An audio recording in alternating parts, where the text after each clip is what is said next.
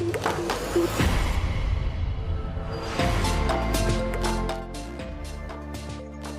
morning and welcome to the Sunday Supplement. The Premier League's Project Restart is now just 10 days away, but there are still questions to be answered. We'll examine some of the issues still to be resolved as the Premier League announces a second week with no positive coronavirus tests.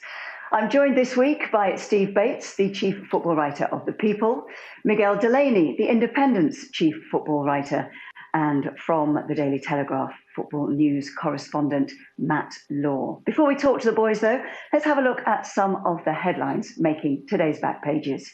The Mail on Sunday starts with time to act. You may have seen Borussia Dortmund and Hertha Berlin players take the knee ahead of their match in the Bundesliga yesterday. Troy Townsend from the anti-racism campaign Kick It Out is asking the Premier League to consider doing the same. In today's Observer, Paul Wilson has a story from the FIFA president Gianni Infantino. He's calling for salary and transfer caps as football look at their finances in the light of the pandemic.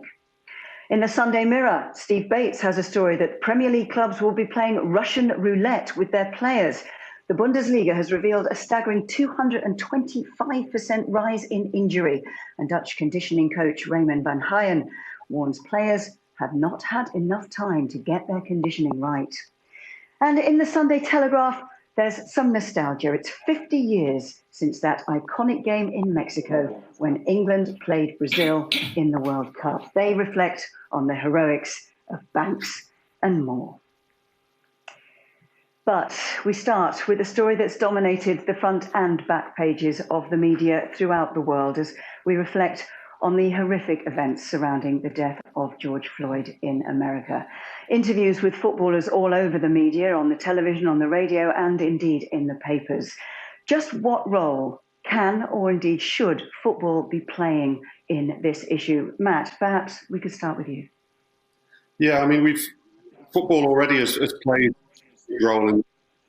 We've had obviously Raheem Sterling come out and speak very, very well on this issue over the last. He's already changed an awful lot of attitudes, and Marcus Rashford as well. So players have already started talking about this, and I think that the last 18 months to 2 years, things have changed. But clearly, this takes it on another step. We've seen this week Tyrone Mings went on one of the protest rallies, I think, in Birmingham. We've seen the blackout campaign where the footballers all on their social media and Instagram and Twitter blacked out their screens for one day and wouldn't post. So it's clearly something that a lot of people feel extremely strongly about. Well, my slight fear on it so far is that it has to be backed up with FIFA and UEFA now getting serious about how they tackle it. It's okay, FIFA and Gianni Infantino coming out and saying they support and applaud Jadon Sancho for wearing his T-shirt the other day. And I'm sure we will hear more things like that from them. I'm sure they will try to say the right things. But in the past, it's never been backed up by the right action. The fines they have given out for racist chanting, the punishments they've given out for racist behaviour have just been a joke, really. And that has to change. If anything's going to properly change and if football's going to lead the way on this, then it has to come from the top. And they have to start punishing racism and tackling racism. Yeah, totally. Johnny Liu did a good piece in the Telegraph this week about that, exactly that. This is more focused on the clubs and the issue of whether this is going to be superficial messages or actual concrete action. And it's the same with FIFA, I suppose. I mean, it's easy to talk about them or that they encourage players not being punished when it's not any of their competitions. But as Matt says, it's actually got to be shown with concrete action. I think from the clubs as well. See, I mean, because they have a power almost beyond anyone else, really, beyond any sort of politician. The amount of people they can reach straight on social media through their homes because of millions of followers, and it's time to use it properly. Yeah, I agree with the boys there. I mean, Matt touched on a really good point there, and Ollie Holt has done a really good piece in the Mail on Sunday today, in which he sort of emphasises that very point, that it doesn't really matter how much you talk, how many times players kneel before games. This keeps repeating itself time after time after time, and it's all very well for like leagues in Europe, Bundesliga, Premier League, La Liga, etc., taking strong kind of action or strong words on these things. But when you have an organisation like UEFA who repeatedly, in my view, let the sport down with their failure to properly punish offenders, it really is kind of you're really pushing against a closed door on this. I mean, Antonio Rudiger, for instance, last season was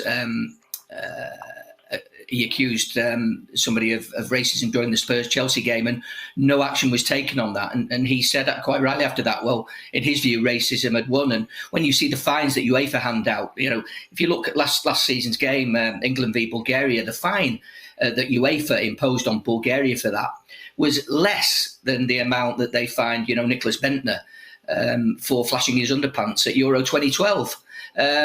Because they were sponsored. Now, we're going back 8 years on that one, and still things, are the same. And there are numerous examples of UEFA failing to properly get behind this and punish racism. And, like Matt said, the time is now for action, really. And, words are great and campaigns are great. But, when you realise the Premier League have paid 300,000 to the Kick It Out campaign. With all the kind of fortunes that the Premier League earns, it seems a very, very small drop in the ocean. I do think that maybe the players now are ready to take it on a little bit further themselves. I've obviously been taking it on more and more since Raheem Sterling came out and kind of led the way on this. And the fact that Tyrone Mings would go on that march this week with obviously all the fears over social distancing, the Premier League fixtures coming back, there's no doubt that Tyrone took a slight risk from a health point of view there, and a point of view of being back for Aston Villa for the Premier League. But he made it clear on his social media that this was more important to him. I can't remember the exact message he posted, but he made it very clear that it was more important for him to show his support for this and take that slight risk than to sit back and do nothing. And I think that's probably a view held by a lot of footballers now and a lot of sportsmen and just generally a lot of people, as we've seen with all the protests. And I get the sense from that maybe the footballers are more willing to go even an extra mile. And whether we now see people walk off the pitch in the future, I mean, clearly we're not going to have crowds at games, so that there's not going to be racist abuse at games. But where there's been a reticence in the past to maybe take that real final step, understandably so, because there wasn't the support there from the governing bodies to get behind them, and there'd be worries of punishment and worries of the fact they'd be left to hang out to dry. I think now maybe they would go that extra mile, and then the pressure would really be on FIFA and UEFA to give their proper backing rather than just kind of easy statements. It's refreshing, though, to hear the FIFA president using words like common sense when it comes to the T-shirt that Jordan Sancho wore, saying no justice, no peace.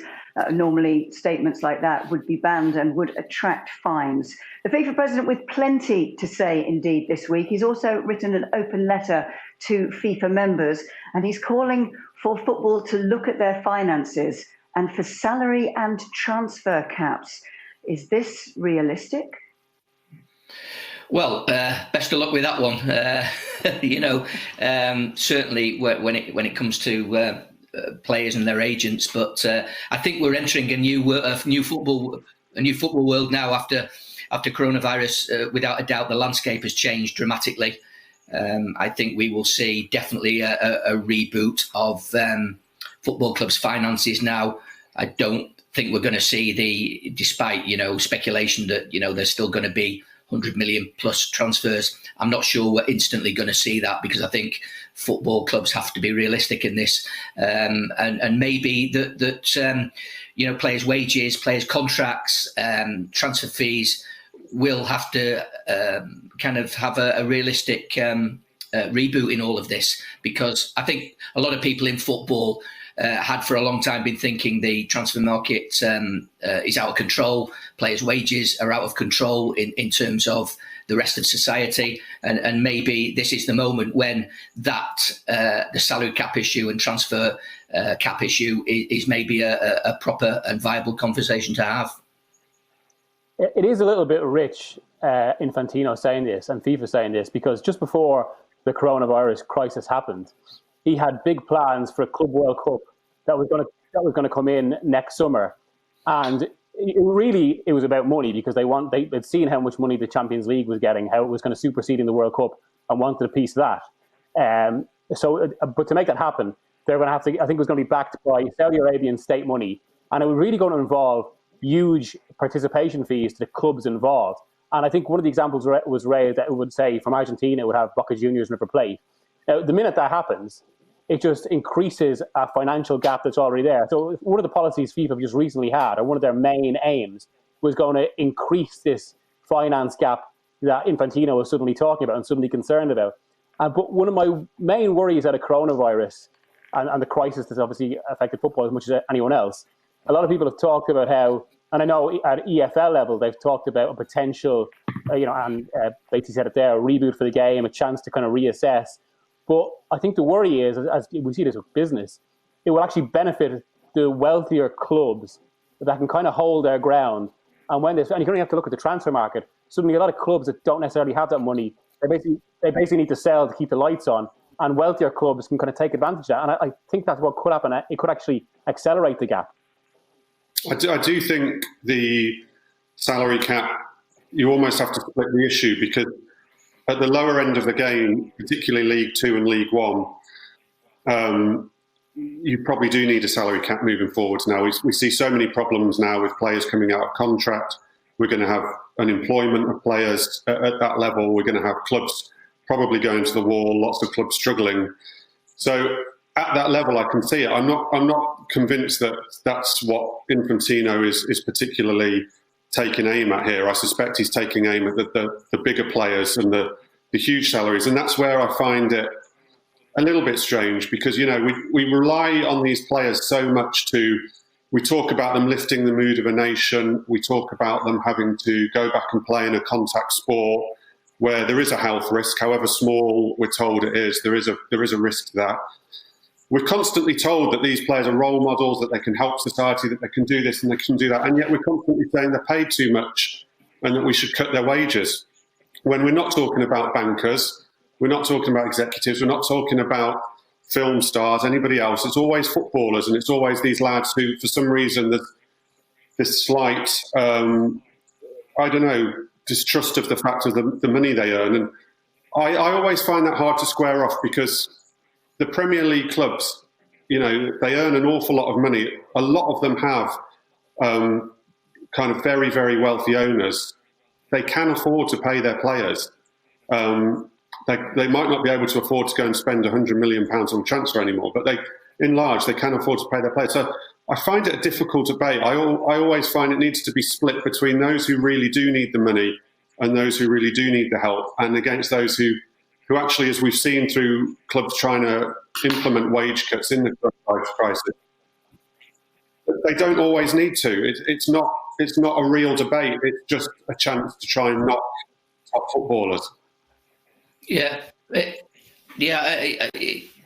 very strange, when you hear that footballers are always the target in this, of course. But then, before the coronavirus pandemic, you hear that, Daniel Levy at Spurs is collecting a multi-million-pound bonus, and that's hard to square off when you're having this argument about players. And how, for instance, would you put a salary cap on players like Messi and Ronaldo, who are clearly at the very, very top of their game? They're entertainers. They bring joy to millions.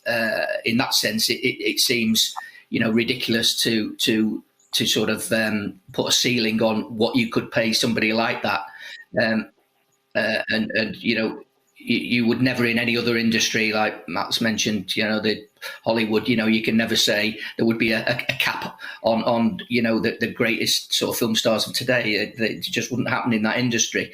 But I do think there is merit in perhaps having a look at how this can be maybe brought back into line, and it would be a complicated issue to have salary caps in every division. I understand that, but I think that there has come a time where maybe the public at large are thinking, this cannot go on. These huge transfer figures, the huge salaries that are paid, it just can't go on when we're entering a new world. And that's in a world where those people that follow football and go to football maybe fear for their jobs, or who have no jobs when they go back after this pandemic.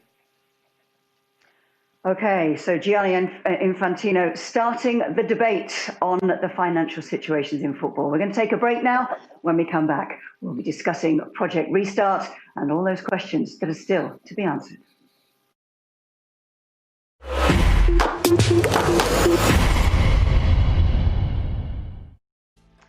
Welcome back to the Sunday Supplement as we analyse the stories surrounding the imminent return of Premier League football. Just 10 days to go now before Project Restart. Now, Paul Wilson in The Observer has done a story today about the fixtures that have been announced. The ideas that neutral venues still haven't gone away. And there's a meeting apparently tomorrow of the Safety Advisory Group about whether Goodison Park will be used for the Merseyside derby. So still plenty to be resolved before a ball can be kicked. Steve, up in the Northwest, this is your area. What are the ramifications of not playing this game at Goodison Park? Well, I know for sure that the people at Everton and Liverpool would be seriously disgruntled if this game has to be moved, be that for safety reasons, or the fact that, as has been pointed out, the Goodison Stadium is not exactly kind of COVID friendly in terms of it's a very cramped stadium. There's not a lot of open space around it, and it probably would be more difficult to police than at other stadiums. However, having said that, Liverpool's argument is that you should not make a special case because that tarnishes their fans as being supporters who can't be trusted. Now, obviously, we've seen incidents with Liverpool fans in the past, the infamous Manchester City bus incident. But I think we're in different territory here. Liverpool fans are on the brink of celebrating, a league title for the first time in 30 years.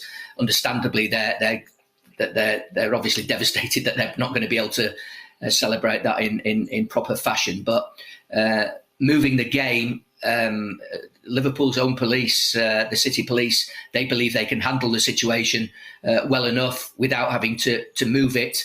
But obviously the national commander, I think Mr. Alan Roberts has been saying that this is a game that is high category and maybe should be moved. Wembley has been mooted as a venue where that might be played.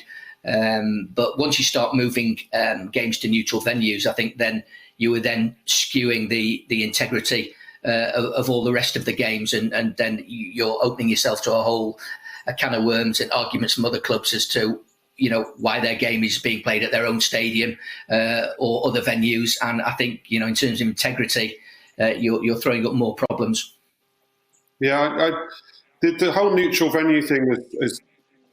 It makes, from the point of view, they need to think about this and just all the safety concerns around football coming back and around clubs playing at their stadiums. But we do seem to be the only country who seem to have assumed at some level that our fans can't be trusted in large numbers not to gather around a stadium, which I've never quite understood, because I've always thought personally that you're far more likely to have people holding viewing parties at home and all going around to mates' houses to watch it on the telly than you are to have thousands of people turn up to stand outside a stadium and not be able to watch a football match just for the crack of it. So I find it an odd one. I get what I understand more is they've got to be fully aware and fully confident that they can hold the match in the stadium from a safety point of view inside. So I think Karen Brady talked about it in her column over the weekend that stadiums are going to be zoned off into these green, amber and red zones.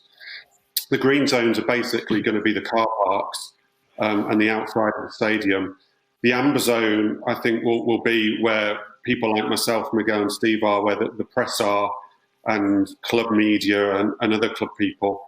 and then you'll have a red zone, which is only really for people who have been tested regularly. So players, very few officials, referees, very few people even from the clubs, and that'll all be the tunnel area in the dressing rooms. Obviously, the managers will come under that. So if they can be confident that they can zone off a stadium like Goodison into that, which I know it's very tight, and I know it presents more challenges than other stadiums such as the Emirates and big, vast stadiums like that. But I would have thought they would be able to zone off those stadiums in terms of keeping people away from the red zone. So as long as they can do that, look, you might get a small group of fans come down and do something, but you might get a smaller group of people go anywhere at the moment and do something.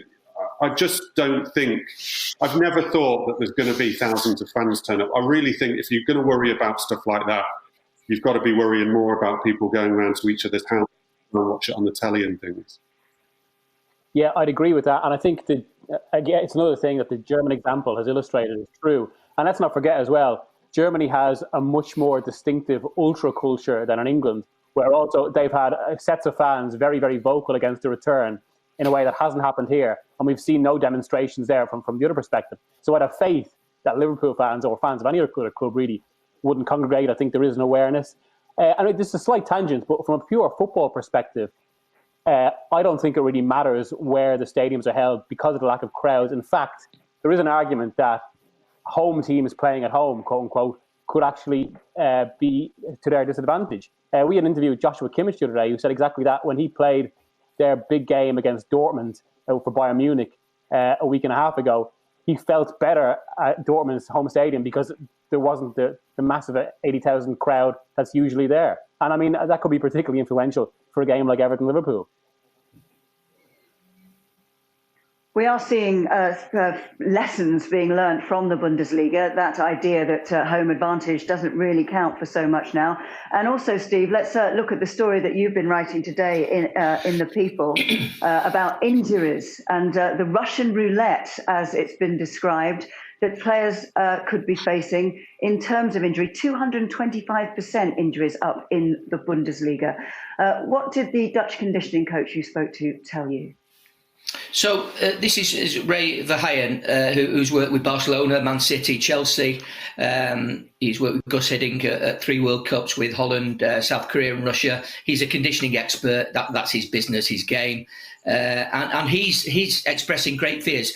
And he did this a month before the Bundesliga started, saying that, the players were vulnerable and at risk because they have simply not had the time to get themselves physically and mentally into shape. And he's been proved right in many respects with the 225% increase from a normal expectancy from the games that have been played so far in the Bundesliga. And he's saying the Premier League and Championship, when it restarts, will face exactly the same problems because players simply have come back, and while they've been doing their own training, while they've been doing some group training sessions, the amount of group training and the amount of contact training that they've been having is simply not enough going into Project Restart without having played competitive matches. The boys know themselves that when you go on summer tours, clubs these days, they play 4, 5, 6 matches before they even get to their first Premier League game of the season. Now that's just not able to be happening at the moment in the Premier League. So the players are at risk, and we will see players having, and Verheyen was saying, particularly muscle injuries, because players will not be able to compete at the level that their brain maybe thinks they can do. They will push themselves, and you'll see a lot of injuries. And in the piece I did, the Leverkusen manager, I think Peter Bosz, was saying that virtually every game he comes to now, virtually every one of his players that he's picking have some kind of a problem that they didn't have when the Bundesliga restarted. Yeah, I mean, there's been an acknowledgement of this, hasn't there, in the fact that they've voted through in the Premier League to have the 5 substitutes, and I think now 9 on the bench instead of 7. So that would suggest that people are taking that risk quite seriously, because I think there's an acceptance that probably people are going to have to make more changes through games than they would normally have to do. Players might have to play an hour rather than 90 minutes, and there's going to be more of a constant rotation through the games because the games are going to come thick and fast. As you say, the players aren't going to be properly fit. So rather than just rotating players in terms of team selection, I think we'll see more of a rotation within games now, which will be quite different. But that's been voted through. But unfortunately, there's no real alternative, is there? I mean, there's not something you could put forward of how you would just solve that problem. That's just where we are. The clubs want to restart. The players, I think, now want to restart. And I think we're just going to have to accept that some squads are going to be hit by injuries, well, probably, and some squads will get it worse. I think whatever happens this season, at the end of the season, there will be able to be clubs who will end up saying, well, this didn't really end up too fair on us. And unfortunately, we're just going to have to lump it. Yeah, I think, as Matt says there, this situation involves a lot of compromises. But the one thing this maybe does highlight is the pressure and necessity to get back quite so quickly, and whether there could have been more of a break to allow more of a fitness improvement, basically. And that really comes down to the fact they're under pressure to finish by a certain date because they want to have the 2021 season continue as normal. And that's where the injury situation could really come in, because if, say, we're talking about the Premier League or this season finishing around late July, early August, and they want to start, in fact, I think one date put forward for the Premier League was 22nd of August to start 2021. That's where this injury situation could become particularly conspicuous. Also, there's a problem here. There's also a problem here, of course, that players who know that they have a greater risk of injury because of the long layoff, because of the shutdown of football. Those players that are out of contract, for instance, if you're a player who's out of contract, and while you may wish to help the club you're still at until June the 30th, if you know that after that time they have no responsibility towards you in terms of your salary or your future welfare because you're out of contract and you're moving on, would you really want to be playing a match where you could risk a cruciate knee injury that might rule you out for an entire season? I'm not sure you would. Talking of players coming back from injury, for Manchester United, Paul Pogba has been declared fit, Steve. Yeah, absolutely. And, we were talking earlier, Claire, that, this layoff has benefited some clubs. Maybe other clubs will suffer because they were in good form beforehand, and maybe it was going to be difficult to pick that up again. But in terms of Manchester United, for instance, Paul Pogba's fit again after a long injury layoff. Marcus Rashford, of course, is fit again after a serious back problem. He was meant to be ruled out for the season, and was also 50-50 for the Euro 2020 if it had gone ahead. So United, they will find themselves in better shape with two big players to call on, as indeed Tottenham will have with Harry Kane back and other injuries there clearing up for them. So they have come out of this okay. Yeah, I mean, obviously there are so many real-world consequences to this crisis, but one of the more trivial ones, but big in football, is maybe it could drastically change the trajectory of certain players' careers, Pogba being one.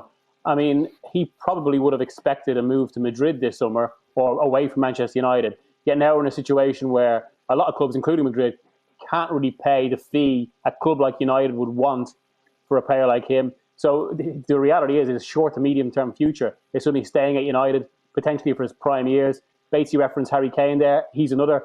He was probably staring up to what could have been a greatly truncated Euros from his point of view, and maybe just getting back for the end of the season. I think that was an optimistic proposal at one point, whereas now we're going to have a fully firing Harry Kane, and maybe he could have a second great international tournament in a row if he's fully fit for next year's Euro. So it is going to cause huge changes in that regard as well. Harry Kane's an interesting one. I mean, you just referred, Miguel, to a fully firing Harry Kane. He won't play football for 6 months by the time. And I mean, it will be very interesting to see what some. I mean, we've just spoken about players' fitness, and the temptation is to expect Rashford, Pogba, Kane to all come back and just bang produce miracles, change their team's fortunes. But Harry Kane, I've been looking at Harry Kane in the last week or so, and the fact is he hasn't played for 6 months, and he might get sort of three friendlies before the. And look, you wouldn't rule anything out with Harry Kane because his career's been this kind of, over the last 5 or 6 years, this Roy of the Rovers tale, and you wouldn't bet against him turning around Tottenham's future. But to actually expect that of people, I think is pretty difficult because, Kane, even though he's had a lot of injuries in his career, he's used to getting back from injuries. He's never been out for anywhere near this amount of time. He always comes back quite quickly. I think he's been out 2 or 3 months maximum previously, and 6 months with no football at all is a massive amount of time. So it'll be really interesting to see how players like that come back. Spurs have got 3 very long-term injuries coming back in Kane, Son and Sissoko, and it should definitely give them a boost. They should be better, and it should boost the other players' confidence. But whether they can hit the ground running and really make up that deficit to give them a Champions League charge, I'm pretty sort of negative on that. I think that's a massive ask. Just returning to Pogba, it's really interesting that before this whole coronavirus pandemic shut down football, Pogba's agent Mino Raiola, who is never short of something to say, was very, very vocal and once again kind of ramping up the pressure on Manchester United to let him go and to do a deal this summer to leave him. We've hardly heard anything from Raiola in the last 3 months, and I think that is because there's a realisation now that Pogba on 290 grand a week, where's he going to get that anywhere else in Europe at the moment? Where are United are going to get the 100 million transfer fee for him? So I think not only on the pitch, but this is off the pitch where it's hitting players, and Pogba maybe now might have to think, well, listen, the future for me is now at Manchester United. Manchester United have always thought that's what they wanted. And if they can get Pogba and Bruno Fernandes in tandem, in harmony in their midfield, at least that would have been a twist that we perhaps couldn't have foreseen 3 months ago. Fitness concerns in the Premier League and fitness concerns in the Championship too. The proposed start date for the EFL is June the 20th, but there has been some opposition. We'll look at that next.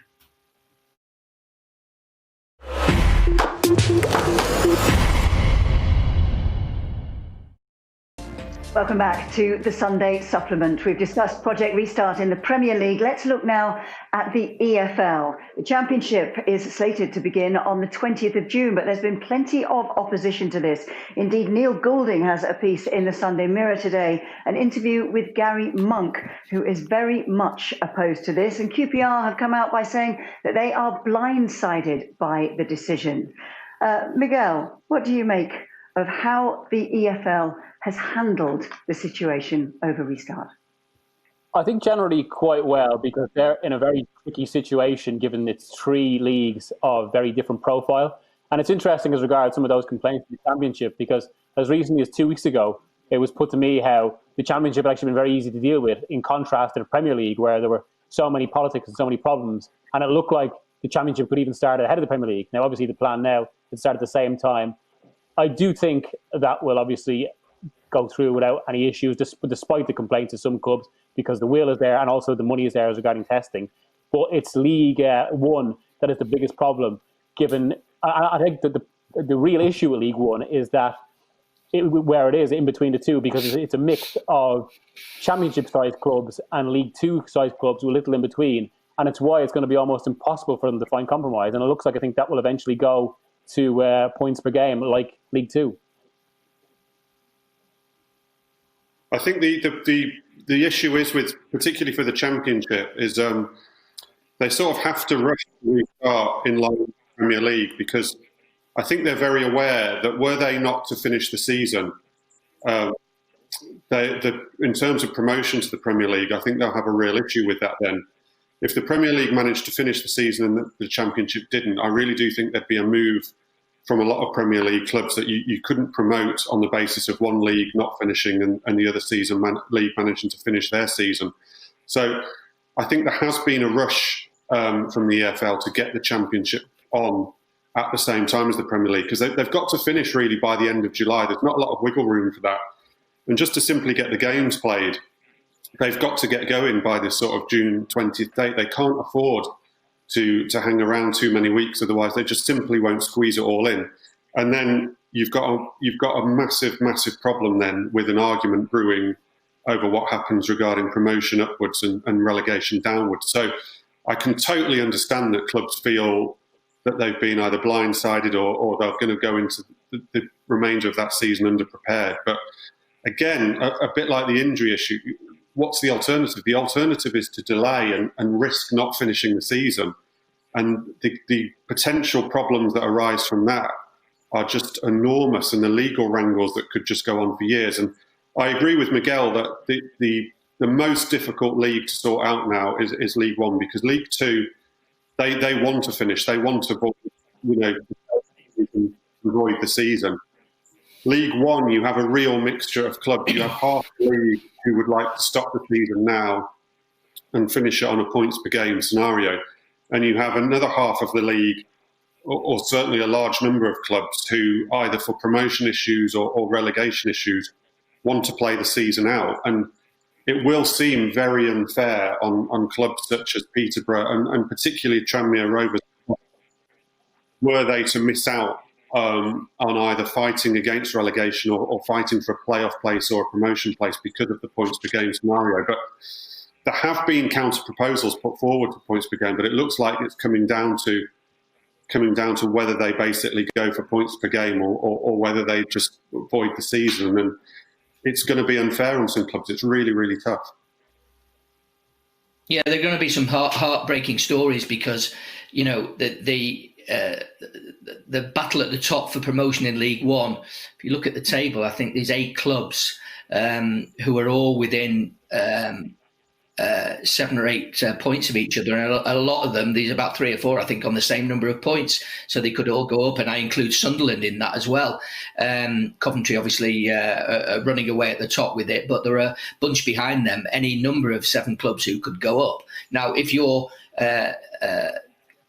taking a view that you should have an unweighted point system to determine that, then you're going to get some really unhappy clubs if you decide not to finish the season in the normal way. And obviously, Matt's just referenced Tranmere. I mean, they're just 3 points, I think, adrift of safety at the moment. And if the clubs did vote tomorrow to end the season on that points per game basis, then there's a great likelihood, perhaps, that Tranmere would go down. Their chief exec, Mark Palios, has been very vocal the last few weeks, suggesting an alternative sort of method whereby basically if a club is running away with it at the top or seriously adrift at the bottom, then they're actually kind of their fate is basically determined. But for the rest, it should be fairly determined. And whatever way you call fair, there is always some club that is going to have a gripe or a moan or think that they should have been treated better. And for those clubs like Coventry and, as I mentioned before, Sunderland, there's others in there. Fleetwood, Portsmouth. A lot of biggish clubs that are rightly looking to promotion and maybe denied that. Yeah, also, it's a complication that reflects another time pressure in this situation. Where I was talking to someone at a League One club the other day, and he was basically saying, and again, this points to both the bottom of League One, really, or most League One and League Two, that their existence is basically dependent on fans coming in, and until that happens, they can't really generate income. So it's another problem to solve. It's one that's not going to go away even after this season is finished. And of course, I suppose, raises the issue of that financial gap we touched on at the start, and maybe the question of greater solidarity payments, because at the core of this return to the EFL is this problem that the majority of clubs beyond the Championship are still hugely dependent on matchday gate income, and that is not going to go away anytime soon. Yeah, I mean, I've done a couple of interviews with Mark Palios through this, and I have real sympathy for Tranmere and him, because they had won 3 away games on the trot before this shutdown. They're 3 points in the relegation zone, and I think they might have a game in hand. And, yes, they do. You would look at every form table on this and say that they're probably going to have a very good go at getting out of it. And to just stop the season and relegate them and not take them into account it seems incredibly unfair. And also, I think Mark Palios's argument is, what are you relegating? You don't know what you're relegating them to either. You know, we don't know what these leagues are going to look like. It's a similar argument with the Premier League clubs and the Championship. There's been talk of League Two being split up into regionalised division. There's been all kinds of, obviously, economic worries around what will happen in League Two and League One. But, you know, you might just be relegating a club not knowing what you're putting them into. You might be putting them into a vastly different division than looks now. It might end up regionalised. The salary caps that are imposed on clubs potentially going forward might have a massive impact on them. So it does seem odd to put that onto a club at a time when we're trying to save football and we're trying to save jobs and save people, to almost just say, well, you know, these things happen, tough luck. Whew. I mean, if I was a Tranmere fan or if I was Mark Palios, I would not be sitting down and taking that lightly, and he isn't. And I would imagine, and he hasn't told me this, but I would imagine that were they to be voted against and relegated on a points per game, I would imagine that a legal challenge will come from them for sure. There's also the issue, of course, of players' contracts running out. You have the example of Lyle Taylor at Charlton. He's their top scorer, but out of contract, looking for a big move, doesn't want to put himself on the line because of injury. And that's perfectly understandable, is it not? Yeah, I mean, it's easy to... I can understand... Look, there's two ways of looking at this. Charlton fans are clearly upset about this because they're fighting against relegation themselves, and it could massively impact their relegation fight. But everybody's circumstances in the restart, in this coronavirus crisis, are different. And it's difficult to hammer people for looking after their own circumstances to do this. I would be more critical if Lyle Taylor were a 20-year-old kid who's got his whole career in front of him, and you would say, well, come on, do it for Charlton now, because, you know, you're going to get that move, whether it be now or 2 years. But I think Lyle Taylor's 30, 31, something like this, and he clearly feels that this is his last chance to get a big move and potentially life-changing salary and wages, and that's difficult to argue against. And it's not just that at that level you've got that problem. I mean, I think Jan Vertonghen at Tottenham is yet to commit himself past June the 30th, and Jan Vertonghen is in the sort of twilight of his career. He's sort of 33, and he will be looking at it thinking, do I want to put myself at risk here and risk ending my career now? Whereas if I hold off, I will probably get a move and my career will go on at a very good level for a couple more years. So it's not just Lyle Taylor, it's not just at that level, it's all over different levels. And even the players who signed that 30th, you've got to wonder how committed they will be. Will they have that 1% commitment to go into that challenge that could leave them with a really difficult injury? It's difficult, and it's hard to criticise people for their personal circumstances. Players are often kind of, targeted as being selfish, particularly at the higher echelons of football. But Lyle Taylor, he's a real good case in point that you would defy anybody who was in his situation, who had maybe the chance of a big move to Glasgow Rangers. That's a serious possibility. Why would you, when you've got your family's kind of future to look after as well as your own professional career, why would you, not want to take that opportunity? And I don't think it's anything about being selfish. It's about, everybody in this situation will be looking out for their own futures. And as I mentioned before, with the injury situation for players out of contract, if you've got a move in the pipeline, you just would not risk that. And I don't think you can blame players like Vertonghen or Lyle Taylor. I don't think you can, because it's unfair to put that burden on them when clearly they've given a lot to these clubs in the past anyway, and their futures would be completely wrecked by an injury. Now, it's been described in the Mail on Sunday as their biggest contest of the season. After the break, we'll be discussing Manchester City's appeal against their European ban.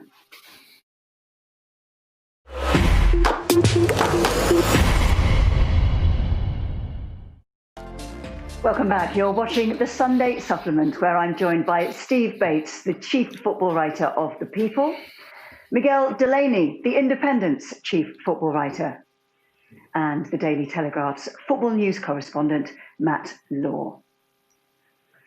Now, back in February, Manchester City were handed a 2-year ban from European competition and a €30 million fine. They were for breaches of UEFA's financial fair play regulations. The case goes to appeal at the Court of Arbitration for Sport tomorrow. Now, Miguel, I know this is a story you've been following very closely. Graham Dunbar in the Mail on Sunday has described this as Manchester City's biggest contest of the season. What do you think? Yeah, I think it's absolutely huge. It's crucial to the medium-term future of the club, given it could dictate even some of the biggest stars right now staying if they're not in Champions League football. But as much as that, it's also about reputation and perception, given what this is what's so much about. If the CAS do uphold the verdict and the ban. And because of that, I think this points to how crucial it is in that regard. Usually the story is with these CAS cases that UEFA don't usually use their absolute strongest legal team, and it's often led to these cases being overturned. And we also point to examples like AC Milan, where in a relatively similar situation, they were seen as having a soft punishment. UEFA are keenly aware of that, keenly aware of what all this represents, given it comes down to really the future of the governance of European football, something that has been distorted, I suppose, with coronavirus crisis. And it's why UEFA have basically put forward what I've been told is their absolute A legal team. And they're feeling quite bullish about it. And that, again, marks a contrast from usual CES cases. But, of course, City have been just as bullish and obviously have a strong legal team themselves.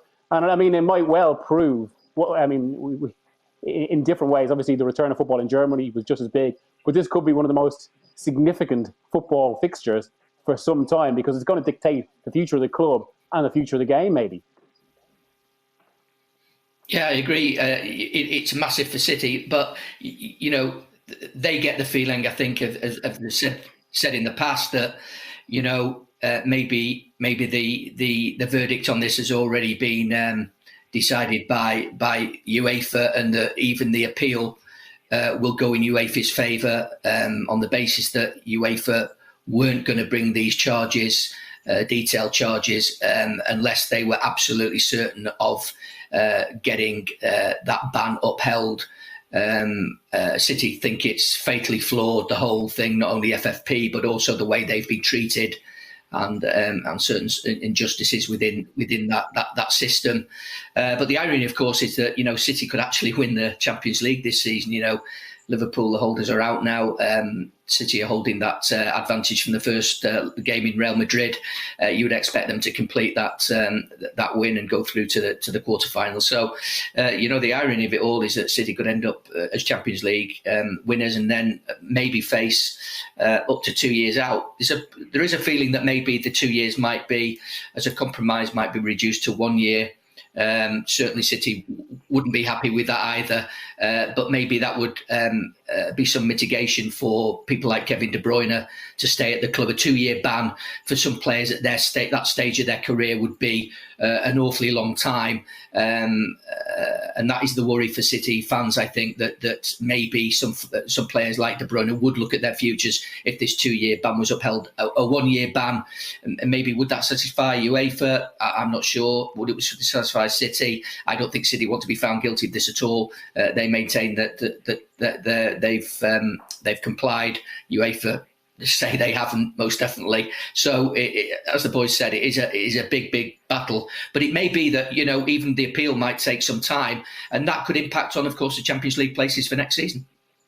The future of the players is really interesting, isn't it? Because De Bruyne himself cast a little bit of doubt over his future not too long ago, talking about that 1 year he could probably swallow, but 2 years would be a long time. But then, obviously, with this coronavirus crisis, it's very difficult because, even if this ban were upheld for 2 years, as we've been talking about with Pogba and Kane, who's going to come along and be able to buy Kevin De Bruyne for £200 million? Who's going to come along and be able to buy, even Raheem Sterling as well?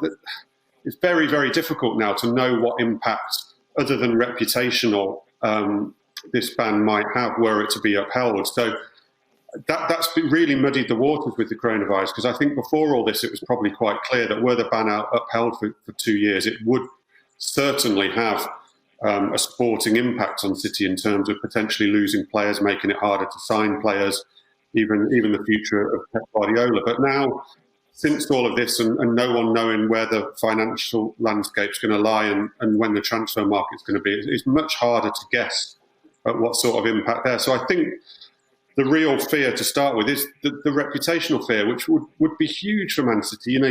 Nobody wants to be accused of bending the rules or any kind of cheating or any kind of impropriety, which obviously they firmly deny and is all alleged at the moment. So they will be fighting this very strongly from that point of view. And I would imagine that's their focus at the moment, rather than worrying about X might leave, Y might leave, because, nobody knows what's going to happen from that point of view. And I agree with Steve. I was getting the feeling before football shut down that it would be the greatest irony of all that City will finally go and actually win the Champions League probably this season and use that as a way to try and stick two fingers back at UEFA. I think one thing you can say is that Manchester City are certainly financially better placed than virtually any other club, you would imagine, to ride any kind of a 2-year penalty on this. They've got huge resources. Sheikh Mansour is a committed supporter of the club and will continue to be so despite whatever happens with the UEFA. They've got a top team of tier of management in place. Nothing significant will happen in terms of City's ongoing future, but it will obviously, as we know, have that short-term impact on the Champions League. And of course, Pep Guardiola is a manager, and any manager going in there, even after Pep Guardiola in a year or time or so, would want to be playing in the Champions League. But City are well placed to kind of ride any kind of financial kind of impact that might have. But it's just another situation that the coronavirus crisis complicates, or maybe makes easier, because if ever there's a time to eat a Champions League ban, it could be next season, because there is the possibility it will be another really truncated Champions League, because we really don't know what continental travel is going to look like, whether it'll be possible with quarantine situations, particularly given the O rate in this country, whether it be quarantine periods that make it difficult to travel within certain countries or across certain countries. So it could be a greatly reduced Champions League without the glamour, without the prizes. So this could be the time to actually accept the ban. But of course, as Matt touched on there are I think that may be relevant to the players more so, but to the club, I think far more relevant is the reputational damage of any ban being upheld. Which is why I don't think they'd want to eat such a ban or come to any sort of compromise. And if it is upheld, it's why there's so much talk of further legal challenges, maybe in the Swiss courts. As much, though, about Manchester City's reputation, isn't UEFA's reputation on the line here, Matt?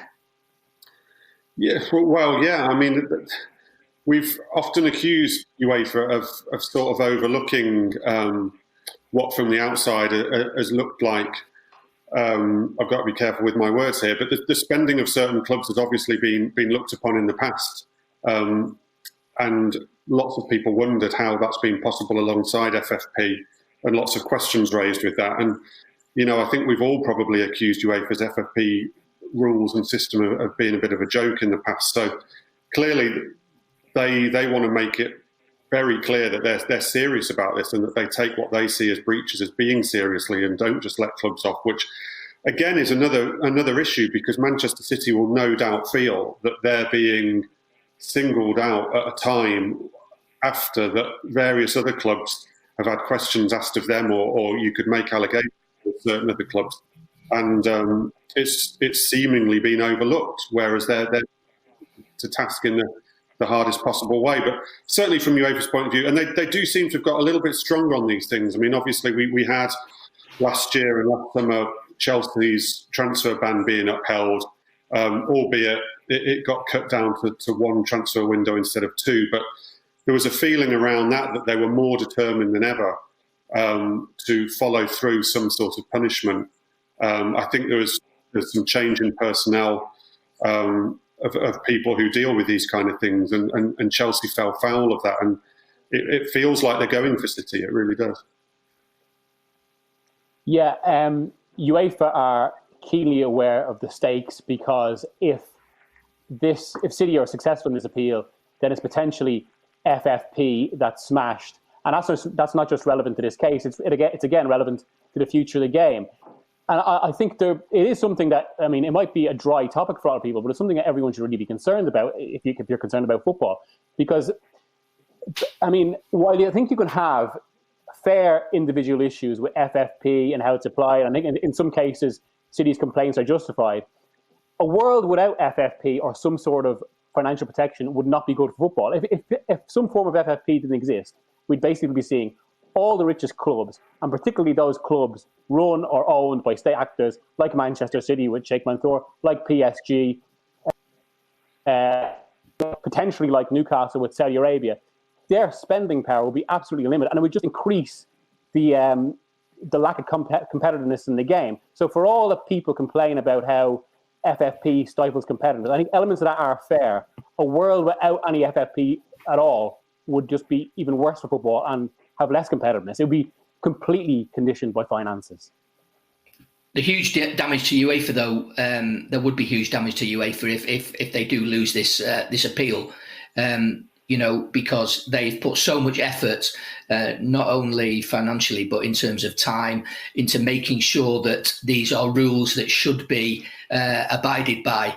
And once you lose out, I think, on these cases, Manchester City have been obviously punished before over FFP. PSG have been in the dock on FFP. Once you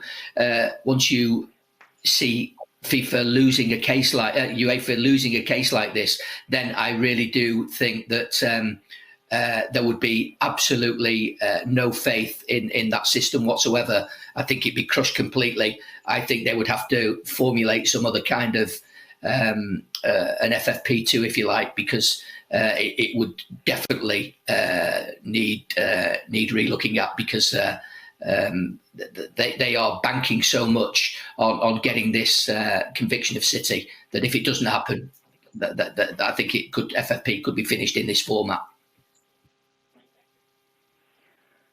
Up next, we're going to be looking at the transfer stories on the back pages as Chelsea look to splash the cash.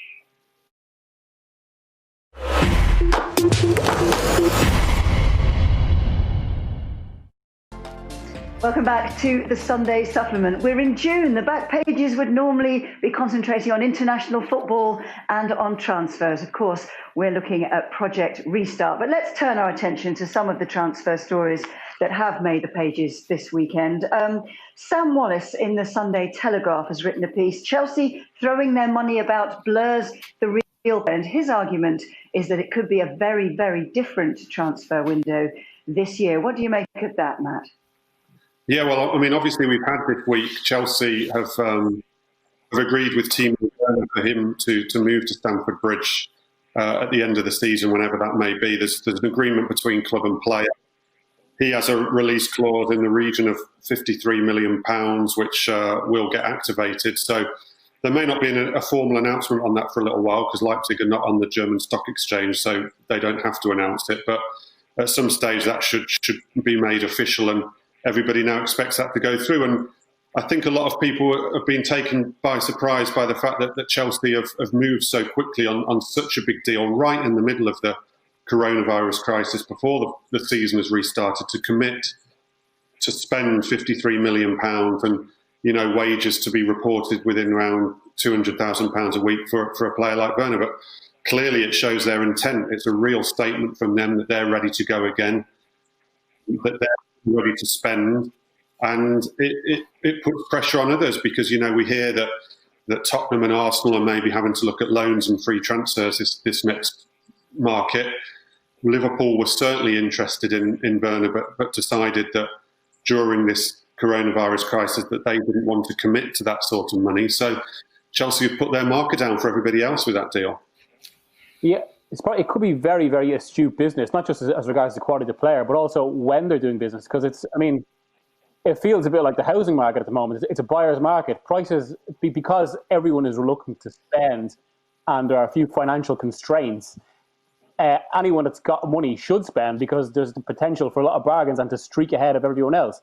And in that sense, I think it's all the more marked what Chelsea have done. Certainly, if you contrast it to Liverpool, and suddenly, say with a competition for Werner and Liverpool's situation, there's suddenly that slight sense that Liverpool, as brilliant as they've been for 2 seasons, could just stagnate or not completely maximise their position of advantage because they can't quite spend the money that a club like Chelsea can. And so it could lead to be, because Chelsea have that bravery and can maybe, be strategic about the market, it could allow a bit of a change up or jostling in the top places.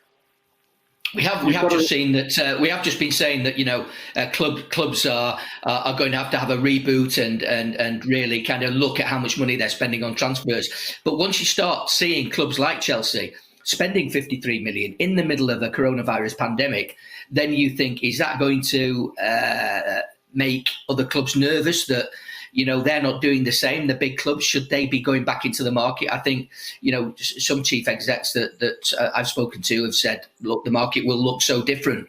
But once you start seeing clubs like Chelsea who've already bought, Hakim Ziyech for next season, they're buying Timo Werner, apparently Ben Chilwell from Leicester is high on their list and a deal that they want to push through. When you see a club like Chelsea doing that, then it may indeed kind of scare others a little and think, hang on a minute, I know we've stated our position that we're going to be sensible in all this, but once you see other rivals spending a lot of money, can you hold your nerve and not do the same? Chelsea are in an incredibly strong position in all of this. The timing of it's worked out so strangely for them because, of course, they couldn't spend any money last summer, whilst also getting in, 130 million for Eden Hazard. And they sold Alvaro Morata, who I think the money comes through this summer for, of around £48 million. And they couldn't sign last summer because they had the ban. And they weren't able to sign in January because they couldn't get the targets they wanted to in January. And now all of a sudden they find themselves in a summer whereby they've got money in the bank from deals like Morata and Hazard that's come in. They've not spent any money in the last 2 windows. And they are in a position, as the phrase is horrible to use within all this, but they are in a position to try and take some advantage through this, in that they have money in the bank and they have been saving money, and they've got all these young players coming through who themselves have become more and more valuable over recent months through Lampard playing them and through them succeeding so well. And then all of a sudden they can supplement it with going back into the market. So they looked very well placed to really have a good go at things and to maybe take advantage of some other clubs not being able to quite do what they can do. Chelsea aren't the only team who are after players. According to The People, a story by Neil Moxley and Steve Bates, it says here. Oh, you can explain that to Neil, Steve. I won't. Jack Grealish is Manchester United's number one target. Yeah, well, of course, Grealish has been a player that's been, on their radar for quite some time. Not quite sure United would be spending anything like 80 million on Jack Grealish, but particularly if Villa end up going down.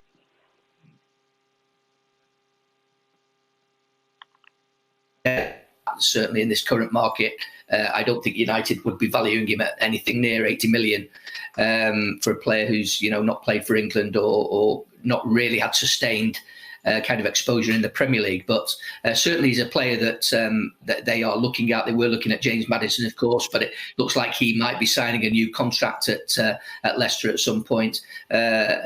If Pogba gets back, obviously there's less of and commits himself to United, there's less of a sort of need to rush into the market and splash the cash on a player like Grealish. They've just bought Fernandes, who again is an attacking midfield player. But I think a lot of it is going to come down to the Jadon Sancho situation. United still like him, and we saw yesterday in the Bundesliga what a top star he is, and I think he's further ahead of Grealish perhaps in his kind of development into a type of player that would fit Manchester United's DNA. But again, Grealish is certainly a player that definitely would interest United at the right price. It touched on something both Batey and Matt said earlier as well, that I think about 2 months ago, United had been making it clear that they were aware of the optics of spending a lot of money in this situation, with the general coronavirus crisis, constraints in the game, and obviously the wider social situation. But on the other side, once we return to normality, and once you see clubs like Chelsea spending as they do, you'd wonder, will that be reassessed? And they realise there is a greater freedom to actually spend without the same pressures or criticisms, and they might amp up a bit. And of course, the Grealish situation, of course, is really dependent on whether Villa go down. I think Matt was saying off air as well, but to have a lot more leverage if Villa are relegated, and I think his price will drop a lot, which it mightn't be the case if they stay up. It's interesting what Matt was saying earlier as well, that Chelsea have come out of this situation quite well because they've got a stack of young players that are really doing well.